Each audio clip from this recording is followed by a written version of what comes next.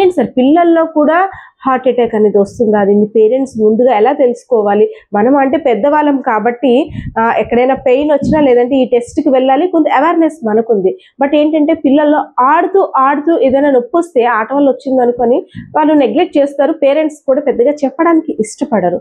So, అలాంటిది మనం as a పేరెంట్‌గా ముందు వచ్చే బాడీలో మార్పులు ఏ విధంగా ఉంటాయి? అసలు మనం ఎలా అబ్జర్వ్ చేయాలి మన పిల్లల్ని?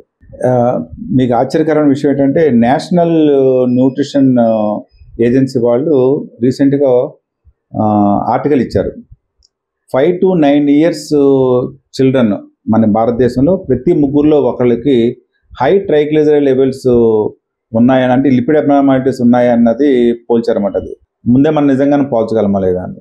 సో ఏ పిల్లవాడి యొక్క హైట్ కానీ వెయిట్ కానీ చూసి వాళ్ళ యొక్క బిఎంఏ మనం స్కేల్ చేస్తే పర్సంటైల్ ఆఫ్ ది బిఎంఐ ప్రకారం వాడు ఒబిసిటీలోకి వస్తున్నాడా, ఓవర్ వెయిట్లోకి వస్తున్నాడా అనేది మనం తేల్చిన తర్వాత వాళ్ళలోనేమో ఈ లిపిడ్ ప్రొఫైల్, గ్లూకోజ్ లెవెల్స్ ఇలాంటి మనం కొన్ని రకాలు మనం టెస్టులు చేసిన తర్వాత దాంట్లో ఏ అబ్నార్మాలిటీ ఉన్నదని తెలుస్తుంది.